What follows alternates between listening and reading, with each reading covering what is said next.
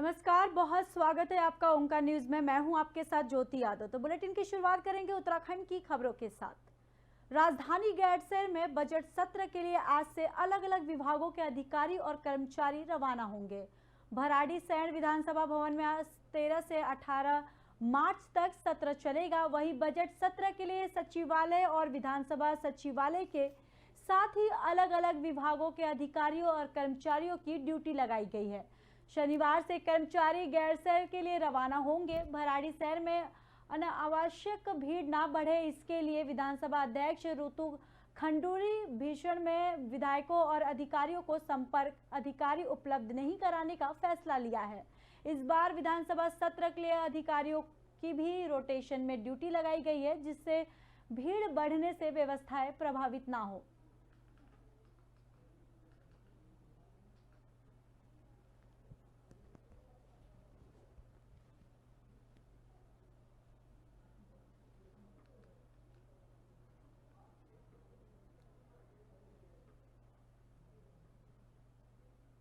चलिए बढ़ते अगली खबर की ओर। कांग्रेस के पूर्व राष्ट्रीय अध्यक्ष राहुल गांधी के लंदन में भारतीय लोकतंत्र और केंद्र सरकार पर की गई टिप्पणियों पर कृषि मंत्री गणेश जोशी ने तीखा पलटवार किया। उन्होंने एक कार्यक्रम के दौरान मीडिया से बातचीत में जोशी ने कहा कि कांग्रेस को राहुल की बुद्धि शुद्धि के लिए यज्ञ करनी चाहिए, इससे शायद वह परिपक्व हो गए। मीडिया के सवालों का जवाब देते हुए जोशी ने कहा कि राहुल गांधी प्रधानमंत्री बनना चाहते हैं, इसीलिए वह प्रधानमंत्री नरेंद्र मोदी का विरोध करते हैं। लोकतांत्रिक ढंग से विरोध के लिए सभी लोग स्वतंत्र हैं, लेकिन विदेशों में जाकर देश के खिलाफ बयान देना गलत है। इस पर पलटवार करते हुए कांग्रेस के प्रदेश प्रवक्ता शिषपाल सिंह बिष्ट ने कहा कि गणेश जोशी को इस तरह की बात नहीं करनी चाहिए। वो बीजेपी के एक सीनियर नेता है। गणेश जोशी को खुद बुद्धि शुद्धि के लिए यज्ञ करना चाहिए, क्योंकि इस समय उनकी बुद्धि काम नहीं कर रही है।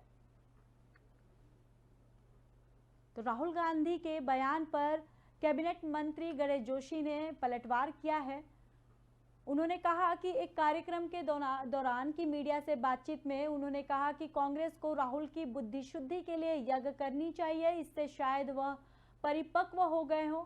वहीं मीडिया के सवालों का जवाब देते हुए जोशी ने कहा कि राहुल गांधी प्रधानमंत्री बनना चाहते हैं, इसलिए वह प्रधानमंत्री नरेंद्र मोदी का विरोध करते हैं। लोकतांत्रिक ढंग से विरोध के लिए सभी लोग स्वतंत्र हैं, लेकिन विदेशों में जाकर देश के खिलाफ बयान देना गलत है। देखिए, गणेश जोशी जी को सबसे पहले अपनी बुद्धि शुद्धि करनी चाहिए और उनका किसी न किसी मनोचिकित्सक से उनको अपना इलाज करवाना चाहिए, क्योंकि लगातार उनकी ओर से जिस प्रकार की अनर्गल बयानबाजियां देश के प्रतिष्ठित नेताओं के लिए आती हैं और जिस प्रकार वो अपने विभाग के बारे में या तमाम उनकी ऐसी ऐसी टिप्पणियां हैं कि मैं यहाँ पर उनको दोहराना भी नहीं चाहूँगा।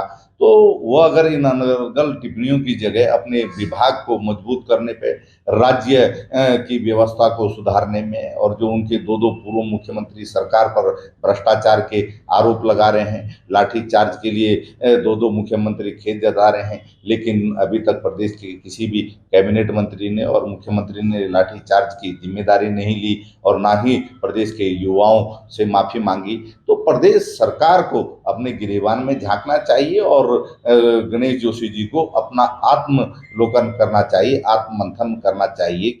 देखिए, गणेश मानवाधिकार संरक्षण और भ्रष्टाचार निवारक समिति देहरादून उत्तराखंड की ओर से देहरादून स्थित एक निजी होटल में प्रेस वार्ता का आयोजन किया गया, जहां पर प्रेस वार्ता में समिति द्वारा विगत 15 सालों से नशे के खिलाफ किए जा रहे कार्यों की जानकारी दी गई। और प्रेस वार्ता को संबोधित करते हुए मानवाधिकार संरक्षण एवं भ्रष्टाचार निवारण समिति के अध्यक्ष ललित मोहन जोशी ने बताया कि युवा संवाद कार्यक्रम के जरिए वह विगत 15 सालों से नशा उन्मूलन को लेकर प्रयासरत है और 2005 में हल्द्वानी से उन्होंने इस अभियान की शुरुआत की थी और अब तक लाखों युवाओं को नशे के खिलाफ जागरूक कर चुके हैं।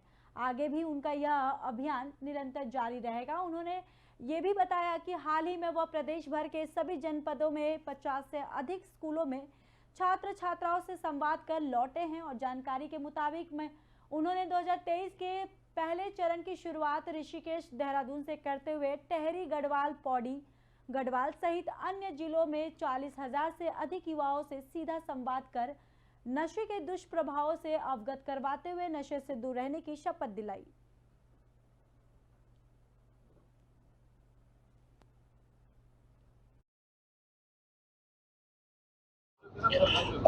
मैं सर्वप्रथम तो मीडिया के साथियों का आभार व्यक्त करूंगा कि पिछले 15 वर्षों से नशे के खिलाफ जंग मिलकर लड़ेंगे हम, इस मुहिम को हम लोग चला रहे हैं। और आज 15 वर्ष, क्योंकि लगभग 7.5 लाख बच्चों से, युवाओं से, जो छठी से लेकर 12वीं तक के कक्षाओं में है, विशेषकर टीनेजर बच्चों से हम मिले।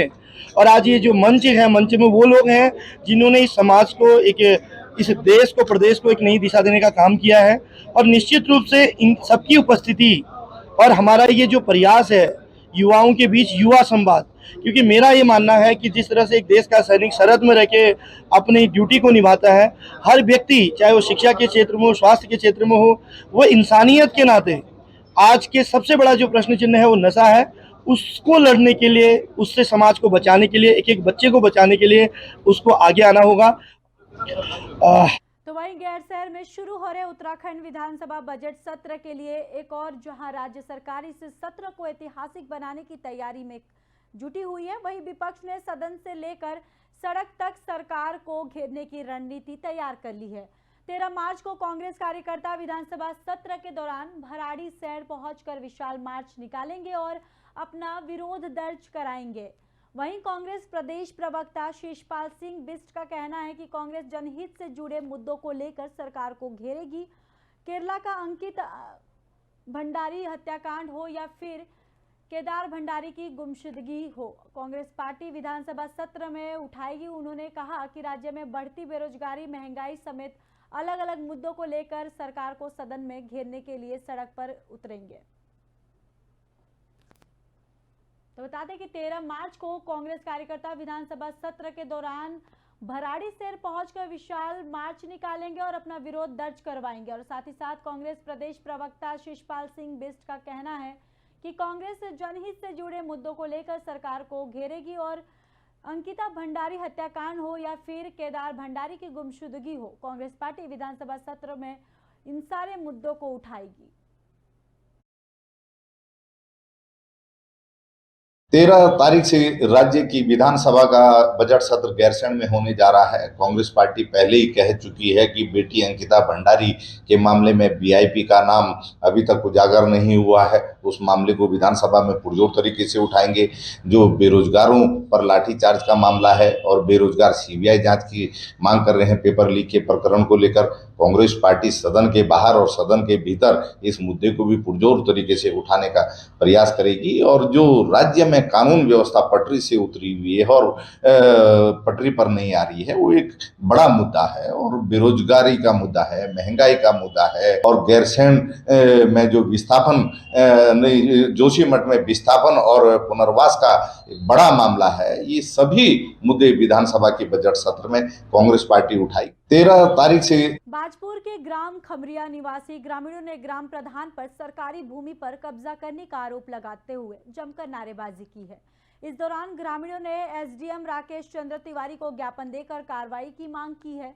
बता दें कि बाजपुर के ग्राम खमरिया निवासी ग्रामीण पूर्व ग्राम प्रधान देवेंद्र कुमार सैनी के नेतृत्व में वर्तमान में ग्राम प्रधान गोपाल सिंह डोगरा के खिलाफ नारेबाजी करते हुए एसडीएम कार्यालय में पहुंचे, जहां ग्रामीणों ने ग्राम प्रधान पर सरकारी भूमि पर कब्जा करने का आरोप लगाया और एसडीएम राकेश चंद्र तिवारी को ज्ञापन सौंपा।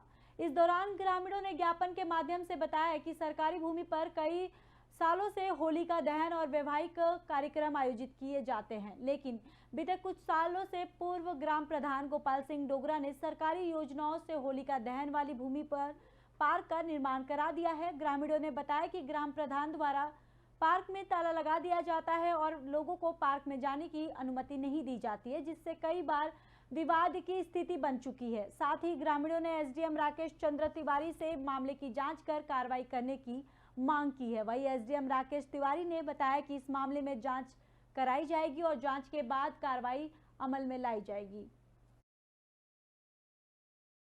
पंचायत निधि द्वारा 4 दीवारी का निर्माण कराया गया है और कुछ मनरेगा का पैसा भी उसमें लगाया गया है। पहले ग्रामीणों को बताया गया था कि यह जो ज़मीन जो है ग्रामीणों के उपयोग में होगी और इसमें होली का जो है प्रोग्राम होता रहेगा और जो भी है इसे ग्रामीण इस्तेमाल करेंगे। लेकिन किंतु अब प्रधान की नियत में खोट हो गई है, तो उसमें वो ये बोल रहे हैं कि ये ज़मीन ग्रामीणों की नहीं है, इस पर मेरा कब्जा है और इस पर जो है मैंने अपना स्वयं का पैसा लगाया हुआ है। इसमें ना तो कोई ग्रामीण शादी करेगा और ना कोई इसमें एंट्री करेगा। पिछले 3 सालों से जब भी होली रखी गई है तो उसमें प्रधान द्वारा किसी का गला पकड़ा गया है, किसी को मारा गया है, धमकाया गया है और उसमें पिछले 3 सालों से लगातार उस गेट पर ताला लगा हुआ है जिसमें कोई भी ग्रामीण एंट्री नहीं कर सकता। और इस बार और उन्होंने अति कर दी है। मेरे ग्रामीण 2 आदमी हैं जिसमें एक विकास नाम है और एक लक्ष्मण है, उनके गला मार पकड़ के प्रधान द्वारा और उसके भतीजे द्वारा उनको मारा गया है। ग्रामीणों को बेइज्जत किया जाता है वहाँ पर हर साल, उन्हें जो है डराया धमकाया जाता है।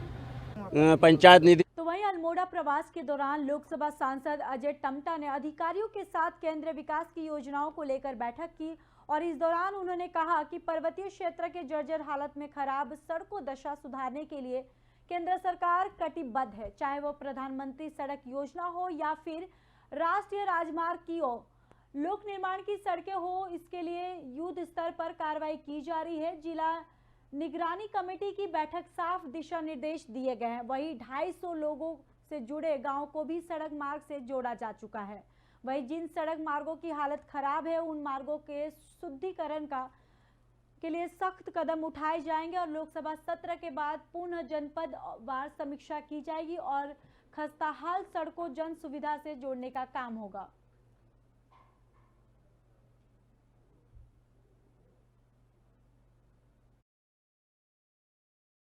आने वाले समय के अंदर जैसे हम डिस्ट्रिक्ट मॉनिटरिंग कमेटी के बैठक पर लेते हैं कि पीएमजीएसवाई की, प्रधानमंत्री ग्राम सड़क योजना के अलावा भी पीडब्ल्यूडी की और एनएच की जितनी भी सड़कें जिसमें लेट लतीफ़ हो रही है, टेंडर की प्रोसेस भी हो गई, एनपीपी का पैसा भी जमा कर दिया, फॉरेस्ट क्लियरेंस भी हो गया, उनका काम हमने लगभग पूरा कर लिया है। 250 के क्लस्टर विलेज को भी हमने जोड़ दिया है। बाकी के जो पीडब्ल्यूडी की रोड है जिसमें डामरीकरण है या रोड में 3-3, 4-4 सालों से जिनमें काम नहीं हो पा रहा था या कॉन्ट्रैक्टर छोड़ के चले गए, तो उसमें हमने सख्ताई लेने का निर्णय लिया और बहुत जल्दी जन सुविधाओं के लिए रोडों की कनेक्टिविटी बढ़िया हो, सुविधाजनक हो, इसके लिए हमने दिशा निर्देश दिया है। और संसद के सत्र के बाद हम इसको फिर एक बार मॉनिटरिंग करने वाले हैं आने वाले समय के। चलिए बढ़ते अगली खबर की ओर। आज से रामनगर में उत्तराखंड की महिला ओपन टूर्नामेंट की शुरुआत हो चुकी है, जिससे प्रतिभाग के लिए उत्तराखंड के अलग अलग जिलों से महिलाएं रामनगर पहुंची। बता दें कि रामनगर के कन्या ग्राउंड में 3 दिवसीय महिला वॉलीबॉल प्रतियोगिता का आगाज हो चुका है, जिसका शुभारंभ ब्लॉक प्रमुख रेखा रावत, पूर्व ब्लॉक प्रमुख संजय नेगी, सांसद प्रतिनिधि इंदर रावत, ग्राम प्रधान सुनीता ने संयुक्त रूप से किया है। वॉलीबॉल प्रतियोगिता के आयोजक भूपेंद्र सिंह खाती ने बताया कि इस बार 8 टीमें इस प्रतियोगिता में प्रतिभाग कर रही हैं और वहीं आपको बताते चले कि उत्तराखंड स्तर के इस वॉलीबॉल प्रतियोगिता का आयोजन क्षेत्र के प्रख्यात वॉलीबॉल खिलाड़ी स्वर्गीय महेश चंद्र जोशी की स्मृति में पिछले 8 सालों से रामनगर के कन्या क्षेत्र से ग्राउंड में किया जा रहा है। आज से शुरू हुई इस प्रतियोगिता में उत्तराखंड जिले के पिथौरागढ़, नैनीताल, हल्द्वानी, काशीपुर, देहरादून, रामनगर, बागेश्वर, अल्मोड़ा आदि क्षेत्रों की महिला टीमें प्रतिभाग कर रही हैं।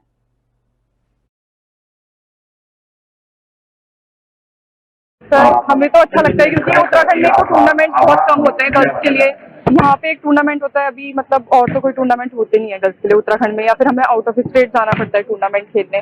तो हम मतलब जब से यहाँ पे चैंपियनशिप होती है, जब से यहाँ पे गर्ल्स के टूर्नामेंट हम लोग हर साल आते हैं पार्टिसिपेट करने। सर पिरुमदार चौकी पुलिस ने गश्त के दौरान नशे के 2 सौदागर गिरफ्तार कर उनके कब्जे से 30 प्रतिबंधित नशे के इंजेक्शन को बरामद करने में सफलता हासिल की है। बता दें कि कोतवाली एसएसआई अनीस अहमद ने बताया कि शुक्रवार की दोपहर पीरू मदरा चौकी इंचार्ज राजेश जोशी पुलिसकर्मियों के साथ मधुबन कॉलोनी के समीप अंडर बाईपास पर चेकिंग कर रहे थे। इस बीच यहां पर बाइक सवार 2 युवक पुलिस को देखकर मौके से भागने लगे। तभी पुलिस ने इनकी घेराबंदी करते हुए इन्हें गिरफ्तार कर लिया और तलाशी लेने पर पुलिस ने दोनों आरोपियों के कब्जे से 15 प्रतिबंधित नशे के इंजेक्शन को बरामद किया और इनकी बाइक भी कब्जे में कर ली है।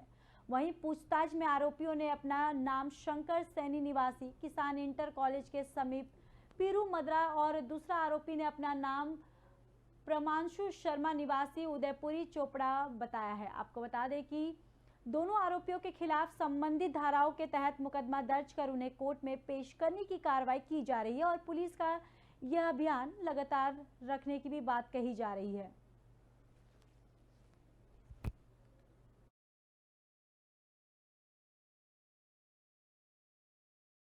आज दिन में चौकी प्रभारी पीरू मदारा राजेश जोशी अपनी टीम के साथ गश्त कर रहे थे तो मधुबन कॉलोनी के पास रेलवे अंडरपास के पास ये दो संदिग्ध पुलिस को देखकर भाग रहे थे, जिन्हें रोक के इनकी तलाशी ली तो इनके पास से 15 प्रतिबंधित नशीले इंजेक्शन बरामद हुए हैं।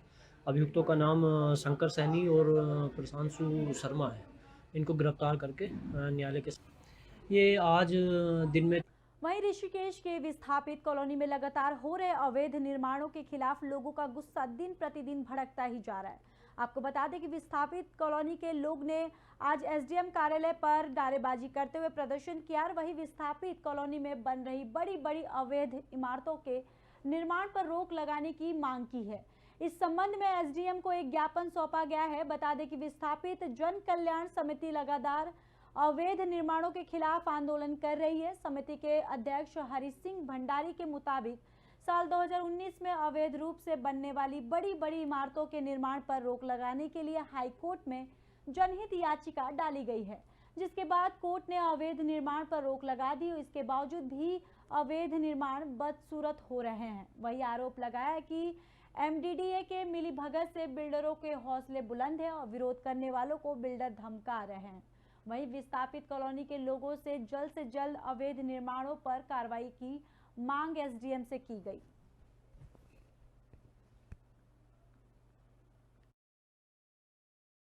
देखिए, जो पशु लोग के विस्थापित जन कल्याण समिति के मेरे पास आए थे, अभी एक ज्ञापन उन्होंने मुझे सौंपा है। उसमें उनके द्वारा जो मांग की गई है, वो कह रहे हैं कि जो बहुमंजिला इमारतें जो वहाँ पर बन रही हैं, वो अवैध रूप से बन रही हैं और उनको सील किया जाए और वो आगे ना बने। तो उस संबंध में भी मैं एक अपनी तरफ से एक जांच कमेटी बना रहा हूँ। उसमें एमडीडीए के और जो हमारे तहसील प्रशासन के हैं वो लोग रहेंगे, वो एक रिपोर्ट देंगे।